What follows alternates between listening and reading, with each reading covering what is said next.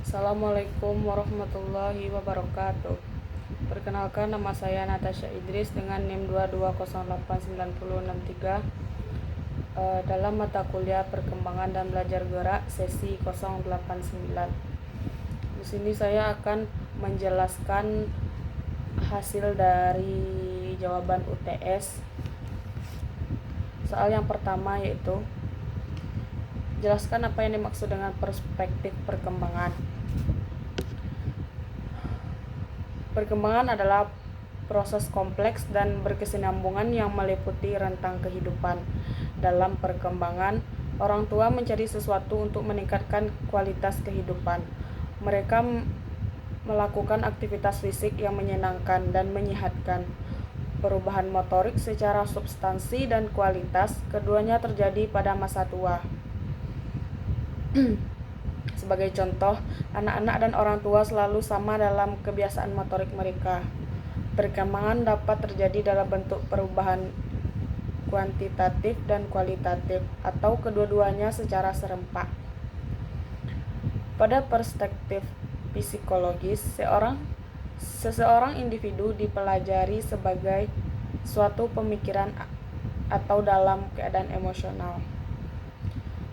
Lanjut ke soal yang kedua.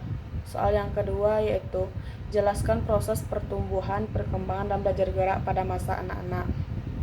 Menurut Kreti 1967 mendefinisikan pertumbuhan merupakan perubahan kualitatif berbagai proporsi dan ukuran tubuh yang dapat diukur.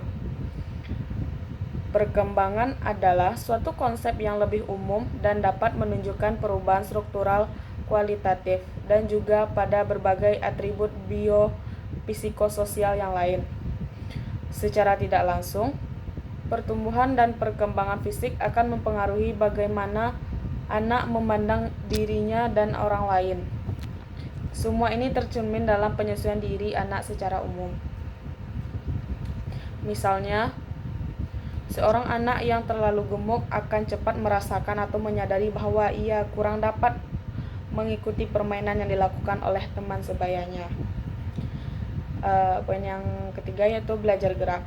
Belajar gerak merupakan kebutuhan hidup anak-anak dalam berbagai keterampilan. Untuk memenuhi kebutuhan gerak, orang tua harus memberikan kesempatan kepada anak untuk melakukan aktivitas bermain yang dapat menggerakkan otot-otot besar seperti bermain bola, melompat, berlari, dan permainan lain yang mampu mengembangkan motorik anak-anak. Dan jika anak-anak masih bayi, orang tua juga mengajarkan anak-anak gerakan dasar seperti merangkak, menggenggam, dan lain-lain. Lanjut ke soal yang ketiga.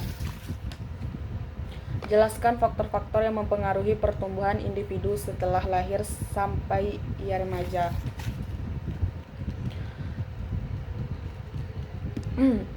Kemampuan adalah kecakapan, kekuatan, dan kesanggupan melakukan sesuatu. Kemampuan motorik dikatakan kualitas kemampuan seseorang yang dapat mempermudah dalam melakukan keterampilan gerak. Semua gerakan yang dilakukan oleh anak dipengaruhi oleh persepsi motoriknya terhadap rangsangan yang datang. Unsur-unsur yang terkandung dalam kemampuan motorik yaitu kekuatan, koordinasi, kecepatan, keseimbangan, dan kelincahan yang dapat dikembangkan secara penuh melalui program latihan kekuatan.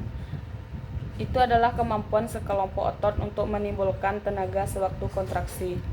Menurut Waharsono dan Sajoto tahun 2002 menyatakan pada masa anak besar perkembangannya jaringan ototnya cepat. Pada anak perempuan, peningkatan kekuatan tercepatnya dicapai pada usia 9 tahun sampai 10 tahun, sedangkan pada anak laki-laki peningkatan tercepat pada usia antara 11 sampai 12 tahun.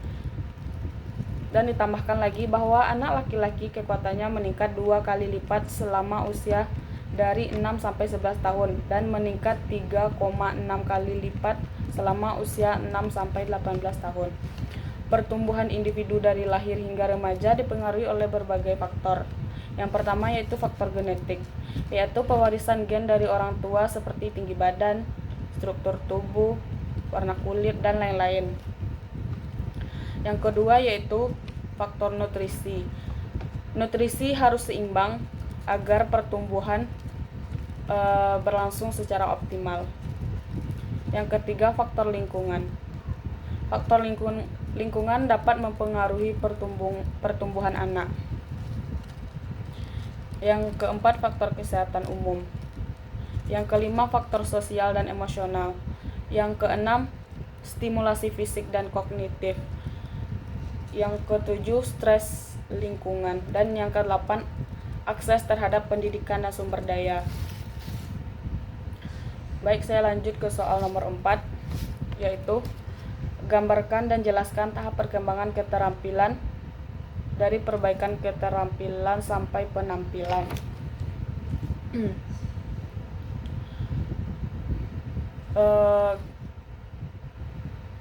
Berikut gambar tahap-tahap perkembangan motorik.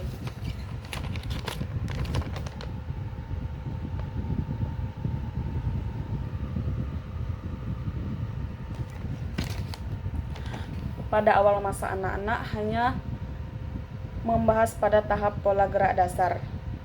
Pada awal masa anak-anak usia 2-8 tahun dikarakteristikkan dengan kecakapan yang cepat dan pengembangan secara meningkat, kemampuan motorik yang kompleks.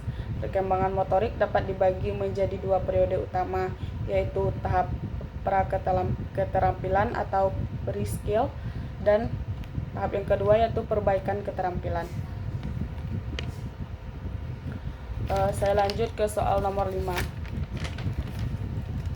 Jelaskan alat ukur aktivitas bermain pada anak dan bagaimana meningkatkan kemampuan motorik anak. Sebelumnya kita memahami terlebih dahulu apa yang itu aktivitas bermain. Aktivitas bermain adalah skor total yang diperoleh siswa berdasarkan respon atas instrumen pengukur aktivitas bermain yang terdiri 40 butir pernyataan. Skor total instrumen pengukur aktivitas bermain secara teoretik berada dalam rentangan antara 40 sampai 160 menurut buku Pak Gusriel tahun 2017. Untuk mengukur aktivitas bermain, siswa digunakan instrumen dengan menggunakan skala Likert. Instrumen pengukur disusun berdasarkan indikator aktivitas bermain terdiri dari tipe bermain, apakah tipenya aktif atau pasif. Yang kedua, cara melakukan permainan terdiri dari apakah dia melakukan permainan perorangan atau berkelompok. Yang ketiga yaitu manfaat, apakah permainannya menyenangkan dan untuk kesegaran fisiknya. Yang keempat yaitu alat permainan, menggunakan alat kah atau tanpa alat. Yang kelima, tempat bermain, di dalam ruangan atau di luar ruangan. Yang keenam, jumlah pemain dan waktu bermainnya. Validasi instrumen ini 0,69 dengan reliabilitas 0,94.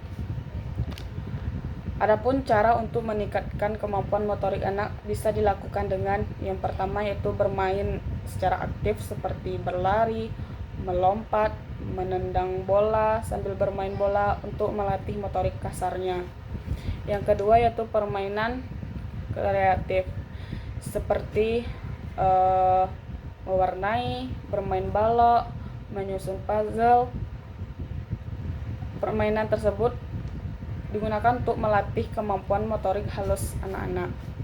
Yang ketiga yaitu gerak terstruktur seperti senam, tari, yoga, dan itu dapat meningkatkan koordinasi dan keseimbangan mereka.